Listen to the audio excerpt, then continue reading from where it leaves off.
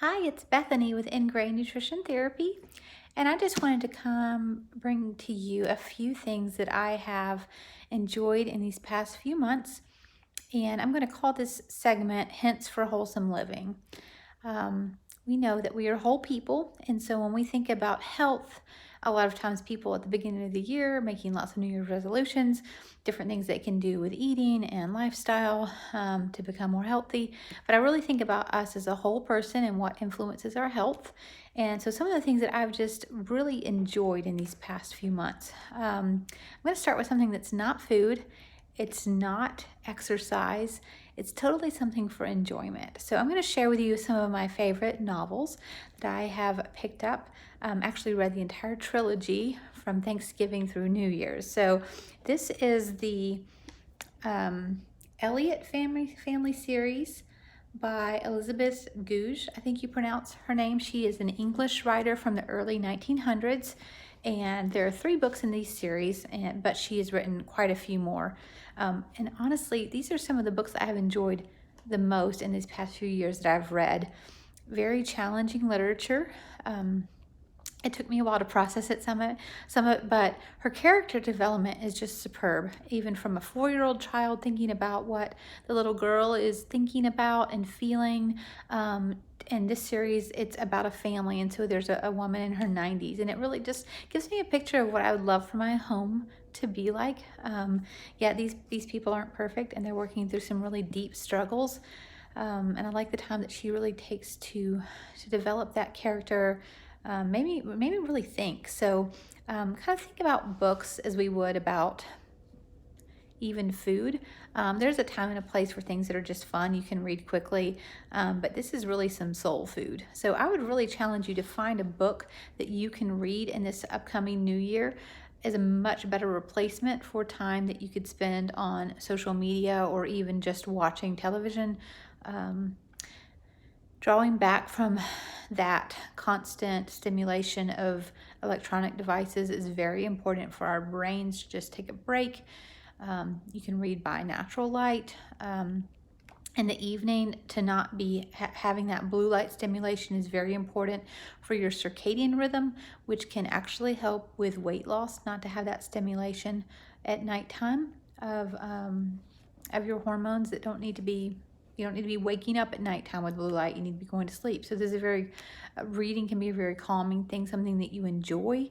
So maybe if it's not a book like this, find something else that you can enjoy and get reading in the new year. If you do read these books, I would love to hear from you. So I'm going to show you the front cover of the other one, and then I'll leave a link below where you can find them on Amazon.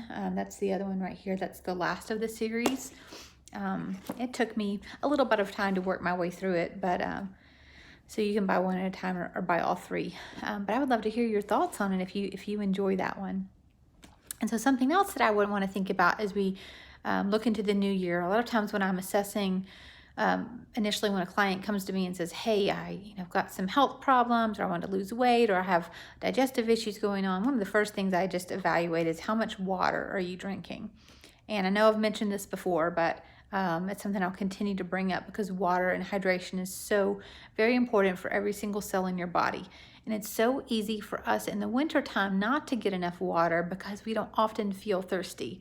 We're not hot or sweating if we're not exercising, and we just don't feel thirsty. So, first of all, your goal is about half of your body weight in fluid ounces of water. So for a 150-pound woman, that would be about 75 fluid ounces of water every day. And some of that can come from herbal teas or non-caffeinated beverages, but a lot of that just needs to be from, at least half of that, from just pure, clean water. And if you need a recommendation for the best water purifier for your countertop, I love the Berkey water filtration system. We've used it for about 3 years now. Honestly, we even brought ours on vacation. So I'm going to include a link below for you to click on. It's my affiliate link. I think it gives you a discount as well, so be sure to check that out. There's lots of different options for your family, but it's a stainless steel system. They say you could even put like pond water in there and it would filter it out. Now it's going to be a tax on the system, but it's to that extent where I can't stand drinking from my tap water now. And even if I drink water from someone who's filtered theirs with a Brita pitcher, I can tell the difference. My kids refuse to drink water from anywhere else. I'm kind of spoiled, but it's such a clean, pure taste that I actually enjoy drinking water. Sometimes in the morning, I do warm up some warm water and put some lemon juice in it or lime juice, which kind of helps stimulate your digestive enzymes, helps get things going and flowing for the day as you need to. But this is good if you enjoy making coffee or teas, herbal teas. It's a great base for that. I use it to cook my pasta and vegetables and my stocks and soups.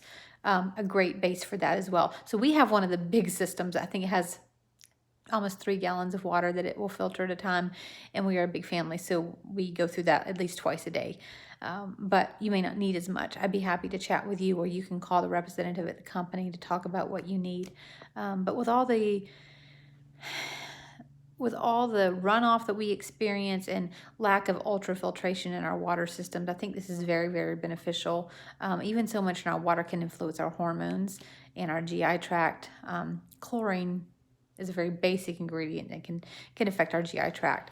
If you don't have a water filtration system, or if you have something just like a Brita pitcher, it's not filtering out the chlorine. So one thing and a simple step that you can do is to leave a pitcher of water out overnight that you've gotten from your tap. Leave it out uncovered, and that chlorine will evaporate. So that's just a very basic step that you can take that doesn't cost anything extra if you are not ready to take that step toward a more advanced filtration system. But in terms of what I use to store my water, I have found and prefer to use either stainless steel or glass.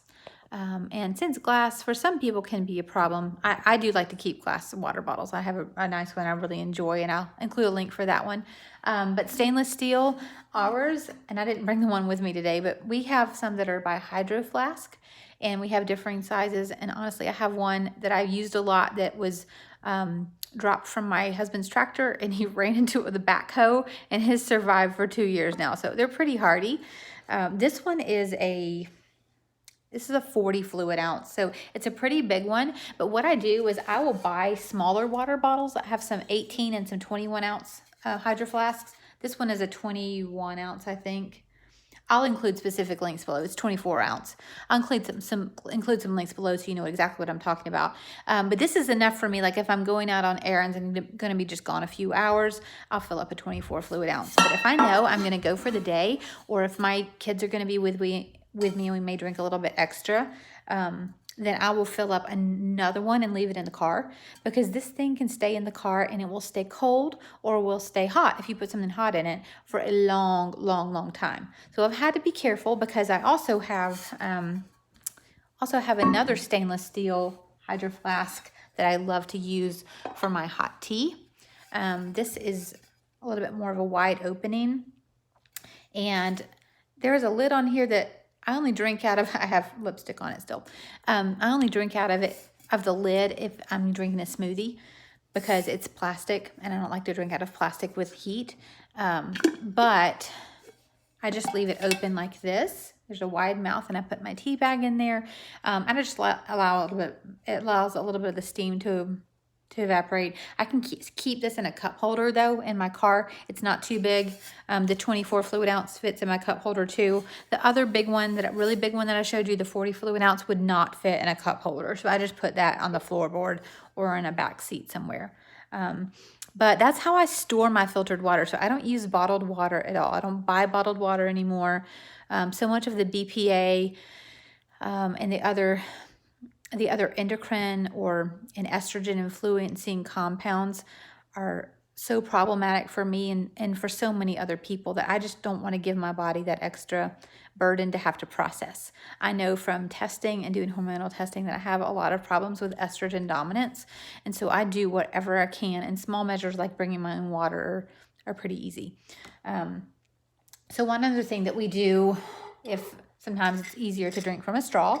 One of the things we got for Christmas are some metal straws, stainless steel straws with silicone tops here, so that if you're drinking something a little bit warm, the metal will not burn your mouth. My kids just love these. Whenever they make hot tea, they always drink it with a straw. So I let them do that, but I don't necessarily have to have a straw, but they just enjoy it. But if you're a straw person, that's another way to avoid plastic. And those straws came with some little brushes to clean them out.